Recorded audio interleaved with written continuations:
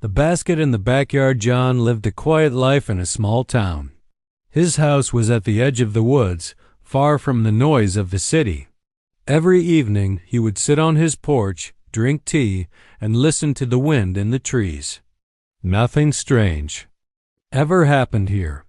But that all changed one night. It was just past midnight when John woke up. A strange sound filled the air, low, soft, and not like anything he had heard before. He sat up in bed and listened. It sounded like a deep humming, almost like a machine. Then he saw something strange through the window, a blue light. Glowing in his backyard. Curious and a little afraid, John got up, put on his slippers, and stepped outside. The night was cold, but the light was warm. It lit up the grass, the trees, and the back fence. And then, just as quickly as it came, the light vanished. But something was there. In the middle of the backyard was a basket. John slowly walked toward it. His heart was beating fast. He had never seen anything like this before. The basket looked old but strong. It was made of something that looked like silver wood. John leaned over and looked inside the basket. There was a baby. He blinked. Was he seeing things? The baby was quiet. Its skin was light blue, soft and smooth. Its eyes were large and silver, glowing gently in the dark. It didn't cry. It just looked at John like it knew him. Then, in a soft voice, the baby said one word: "Help." John stepped back in shock. "What?" he whispered. "Babies don't talk, especially not like that." The baby lifted one tiny hand toward him. John felt something stir inside him. He didn't know who this baby was or where it came from.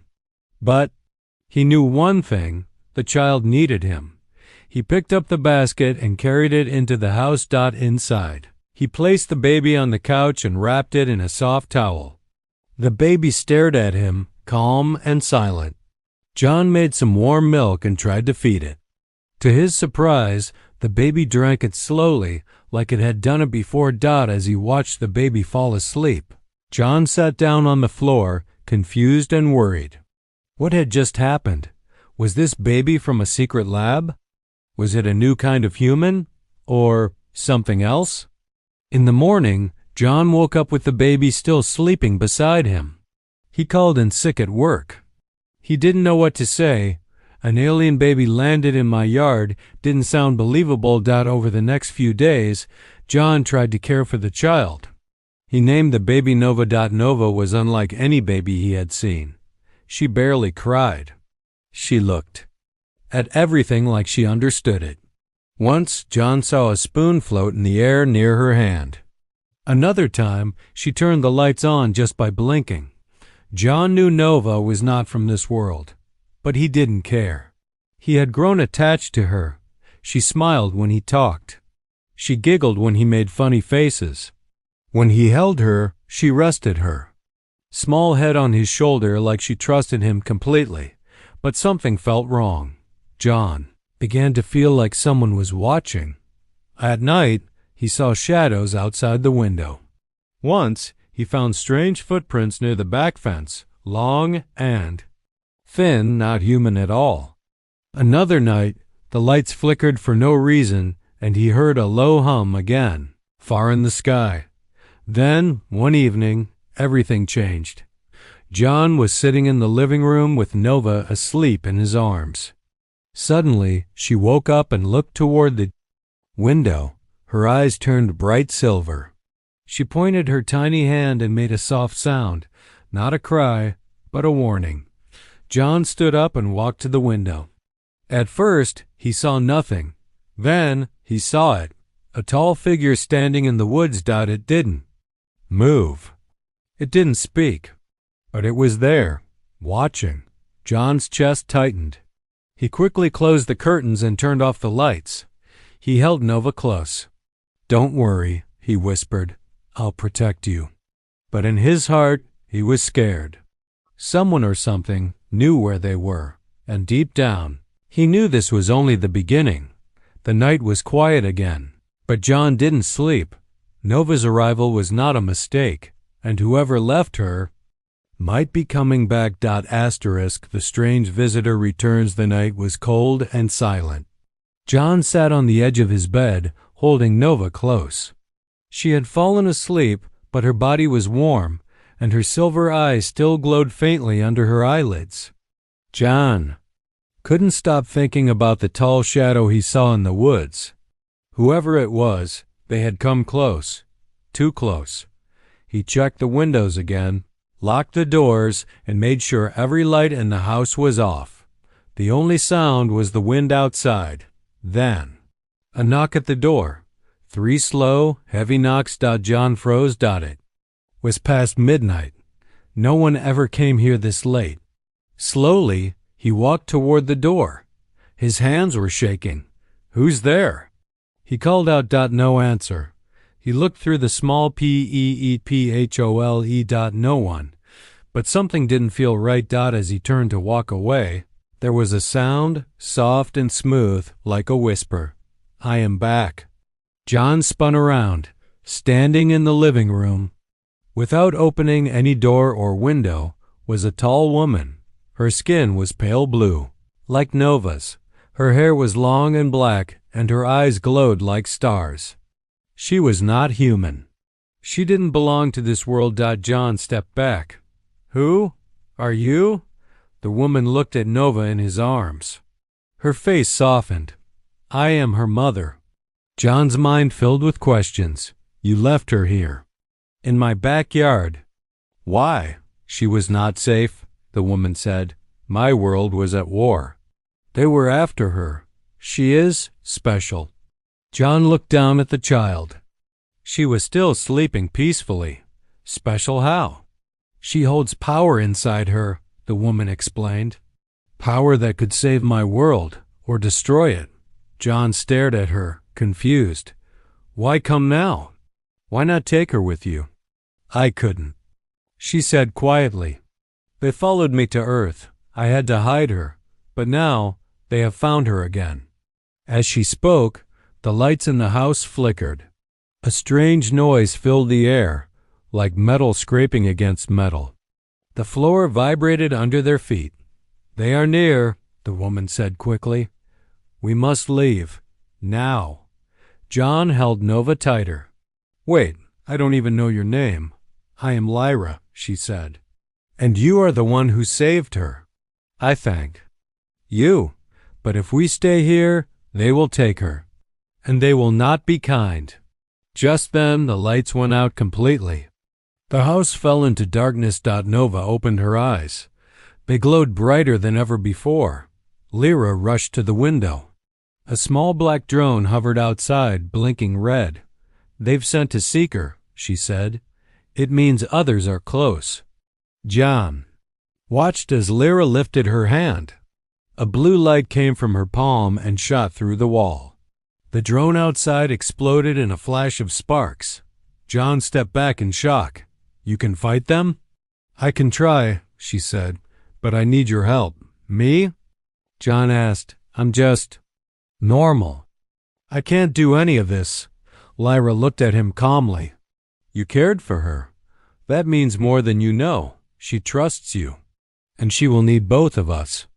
John looked down at Nova. She smiled up at him, her small hand grabbing his finger. Took a deep breath. "Okay," he said. "Tell me what to do." Lyra nodded. "Then we must move quickly. They won't stop until they find her." Outside, the wind grew louder. Something was coming, and it wasn't human. Asterisk, the secret of the baby John had never seen a night so quiet, and yet so heavy with fear. He stood at the edge of the woods, holding Nova close to his chest. Her small, blue fingers wrapped around his shirt. Beside him, Lyra moved quickly but without panic. Her eyes scanned the trees as if she could hear things John couldn't. They were on the run now. After the attack on the house, nothing was safe. The black drone had exploded, but Lyra said that was only the first wave. More were coming. Machines, soldiers, hunters from the stars. They wanted Nova. They knew who she was. What she was, John didn't know the whole truth yet. But tonight, He was going to find out. They stopped at an old barn deep in the forest. It hadn't been used in years, but it had thick walls and no power. No signal to track Dot inside. John placed Nova on a blanket. She looked around the barn and laughed softly. Her laughter echoed strangely, as if the air itself bent around her. Joy. She's not scared, John said. Lyra nodded. She doesn't know fear yet. She's still too young to understand what she carries. John turned to her. What does she carry? You keep saying she's special. I've seen strange things. She floats objects. She can speak in her sleep. She makes lights flicker. But what is she? Lyra stepped closer and knelt beside Nova. She is not just my daughter. She is a bridge. A bridge? John asked. Between two worlds, Lyra said. Mine and yours. John shook his head. I don't understand. Lyra touched Nova's forehead gently. On my planet, a child is born only once every 100 years with this power. We call them Solari, children of light. They have energy that can heal, destroy, and change reality itself. But something went wrong with Nova. She was born during the war, and something inside her awakened too early. John sat down. She doesn't seem dangerous. To us, no, Lyra replied, but to the wrong hands she could be used as a weapon. Her mind is still growing. Her powers are not stable. And now, they know she's here. Just then Nova opened her eyes. Silver symbols began glowing on her arms. John stood up quickly. What's happening? Lyra looked at the marks. It's starting. What is? She's remembering. Nova looked up at the ceiling. A strange light flickered in her eyes. The barn's lantern shook. Loose nails lifted into the air. The wind outside stopped completely. Then she spoke, not in English, but in a soft, echoing alien language. The moment she did, something buzzed in John's ear. A voice, a whisper. He clutched his head. Did you hear that? Lyra nodded. She's reaching out. Her mind is calling across space. She's never done this before. It means she's waking up. John stepped back, overwhelmed. Waking up? She's just a baby. Lyra's voice was calm. Her body is a baby, but her power is ancient. Her soul remembers things even I do not. Then suddenly, a loud beep sounded from Lyra's wrist device. A red warning light blinked. They've locked on, she said. They found her signal. John grabbed Nova. We have to run. No, Lyra said, her voice firm. Running isn't enough anymore. She looked out the barn door, where the night sky glowed with distant stars. They're not coming, she whispered. They're already here. A low hum filled the air, the same hum John had heard the night Nova arrived. He turned to Lyra. What do we do? Lyra looked at Nova and then at John. We fight. Asterisk, they came from the sky. A crack of thunder ripped through the night, but there were no clouds. John looked up. The stars were moving, not falling, flying. 3 dark shapes glided across the sky, smooth and silent, like shadows with wings. Each one had glowing red lights underneath. They weren't planes. They weren't drones. They were here, the ones who wanted Nova.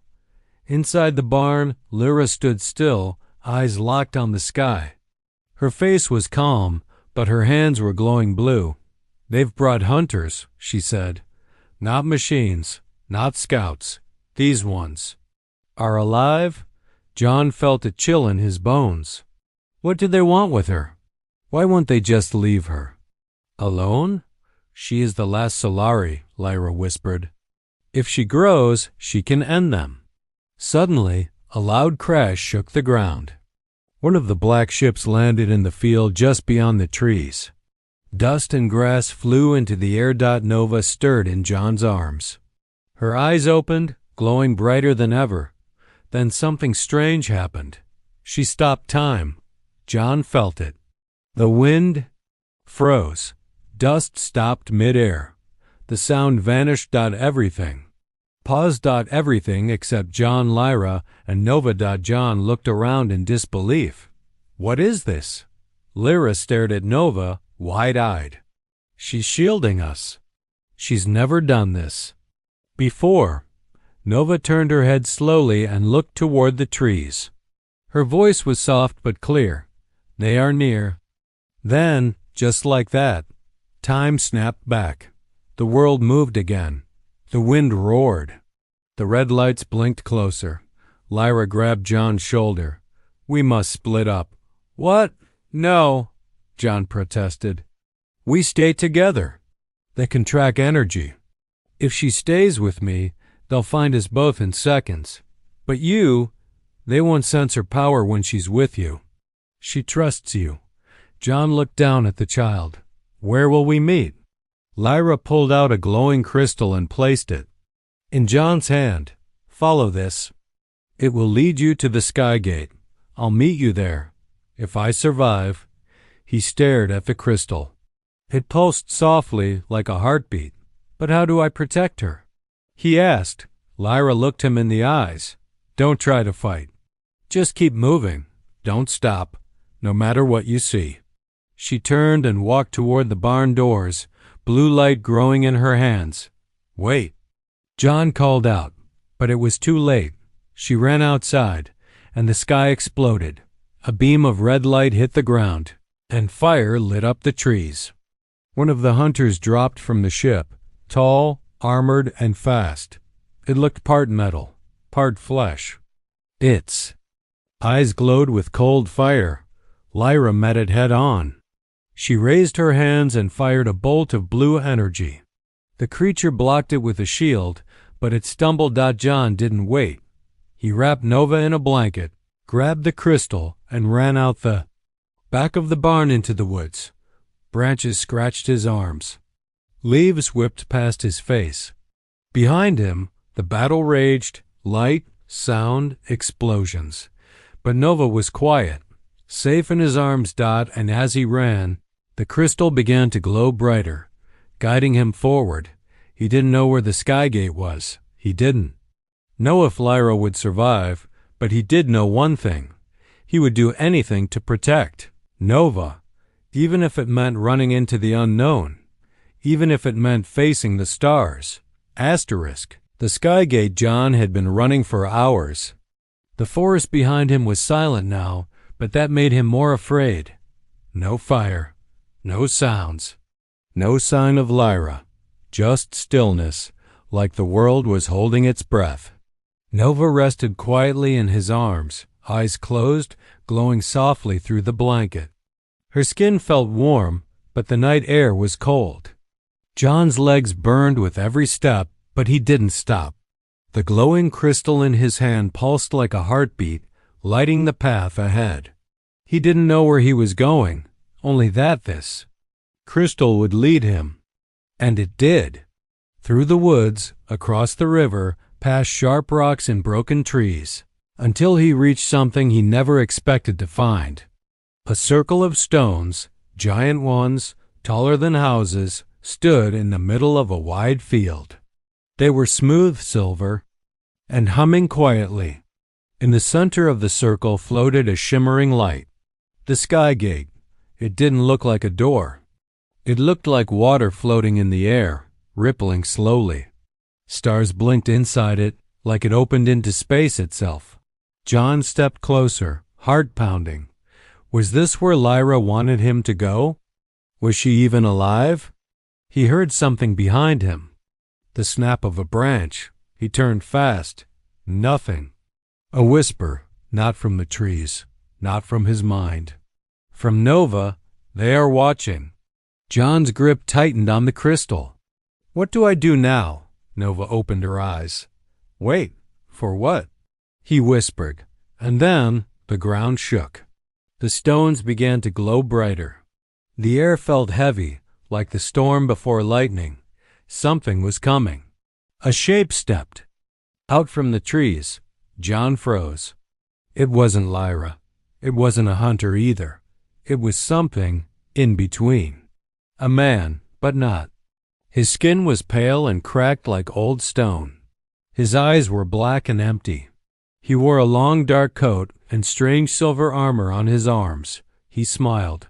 "I've been following you, John." John stepped back. "Who are you?" The man didn't answer. He looked at Nova. "She's grown fast, too fast." John held her tighter. "Stay away." "You think you're protecting her," the man said. "But she is the key to something far greater than you understand."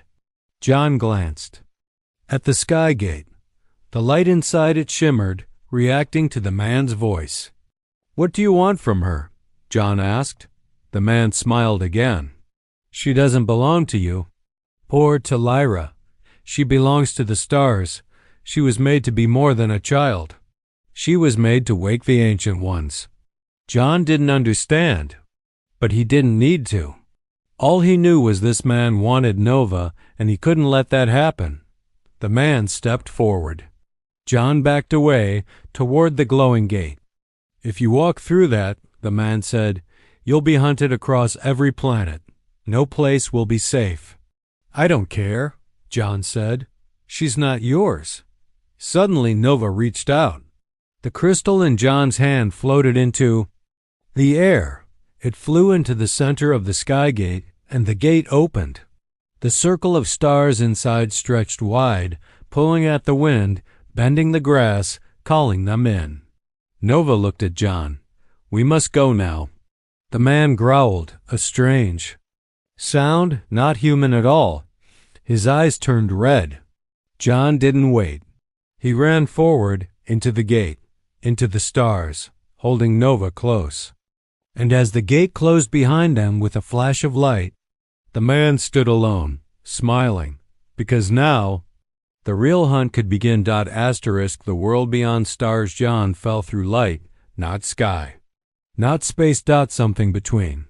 Colors he couldn't name rushed past him. Time stretched, folded, vanished. He couldn't breathe, yet he didn't need to. Nova clung to him, calm, glowing brighter than ever. And then silence. His feet hit solid ground. John gasped. Looking around, he stood in a strange land. The sky above was purple with two suns glowing faintly. Floating rocks drifted lazily through the air. The grass was silver. The wind sang softly, like whispers from another world. They had made it through the sky gate. Nova looked around and smiled. "Home. Is this your world?" John asked. She nodded slowly. "But it has changed." John noticed it too. Everything was broken. The floating rocks were cracked. The air smelled of metal and smoke. And in the distance, tall towers stood crooked, half destroyed. He held her close. "What happened here?" Before Nova could speak, a sound echoed through the sky, a deep boom, like a giant heartbeat, then a voice. Not loud, but it rang through. "John's bones. She has returned." John turned. "Who said that?" From the hills, figures approached. Not machines. Not hunters. People. But not quite human tall. Glowing skin, hair like starlight. Some had wings made of light. Others floated above the ground. Their eyes were full of sorrow and hope at the same time. One stepped forward. She wore a robe of dark blue stars, and her voice was gentle. "We are the Watchers, and she is the last flame." John looked at Nova. "She's just a child." The woman knelt. "No, she is the last of the Solari. The light that was hidden has now returned." Nova looked up. "I dreamed of this place." The woman touched her forehead gently. "You were born here, but they chased you away. The Dark Ones feared your light." John stepped forward. "We were attacked. Someone followed. U.S. A man, not like the hunters. He said she could wake something. Something ancient." The Watcher's smile faded. "Then the silence is ending." She stood and turned to the others. "The gate has reopened. The Hollow King knows." John frowned. "Who is the Hollow King?" The Watchers exchanged looks. Then the woman said, He is the one who stole our sky. Long ago, he ruled this world through fear. We thought he was gone. But the Solari's return must have stirred him. Nova's eyes darkened. He is awake. John felt a chill. Can he come here? The woman nodded. He never truly left.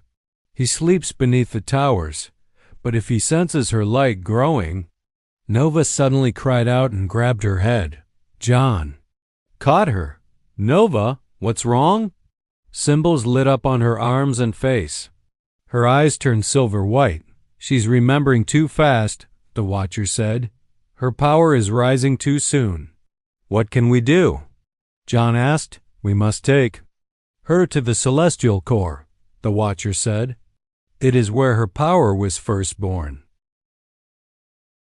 Only there can she choose her path, peace or destruction. John's heart raced. And if the Hollow King finds her first? The Watcher's eyes burned with light.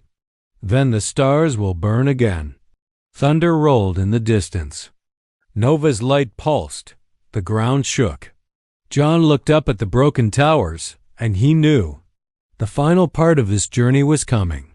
But first, they had to reach the core, before the darkness did. The light and the King the Wind screamed over the dead plains. John stood at the edge of a wide stone bridge. Below it nothing, just blackness, deep and endless. Before him stood the gates of the celestial core, carved into a mountain of white crystal that pulsed like a living heart. Behind him, Nova walked slowly. Her glowing footsteps left silver trails on the ground. The symbols on her arms were brighter now, moving, shifting like rivers of light. Her power had grown, and so had the danger. Beside her, the Watchers followed silently. Even they looked afraid, because this was it. This was where her power would awaken fully, and where the Hollow King would try to stop it. As they stepped inside the core, a strange warmth filled the air. The walls were smooth and alive, like glass filled with stars.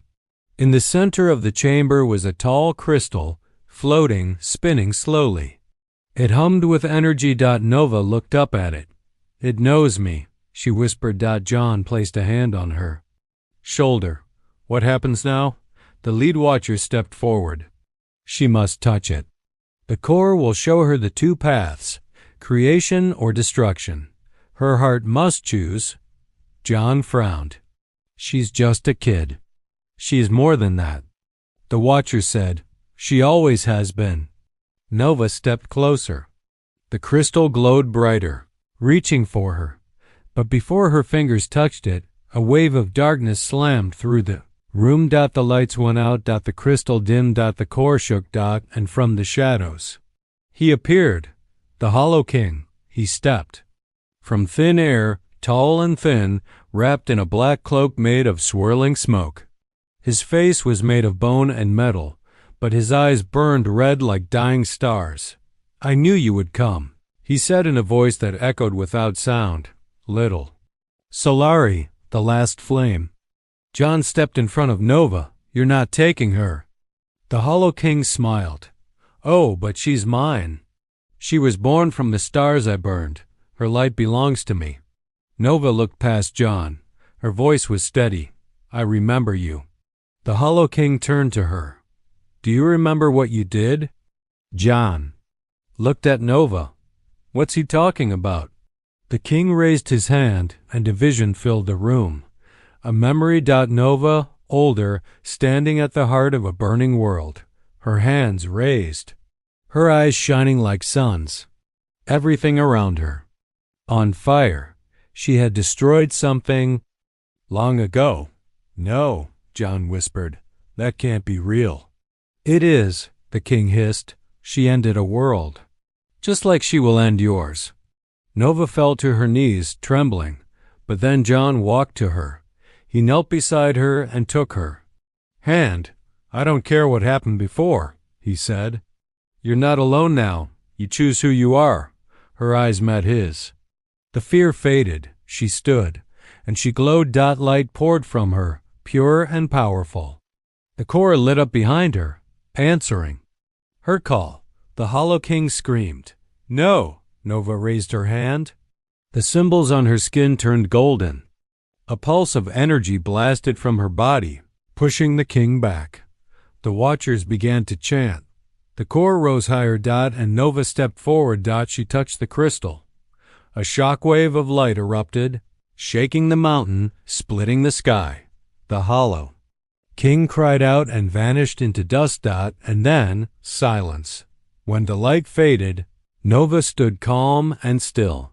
The core floated quietly, brighter than ever. The watcher bowed. She chose light. John smiled, tears in his eyes. Nova turned to him and whispered, "It's over now." He picked her up, holding her close. "No," he said softly, "it's just beginning." Far above, the stars shined brighter, because the last Solari had come home. And this time, she was ready.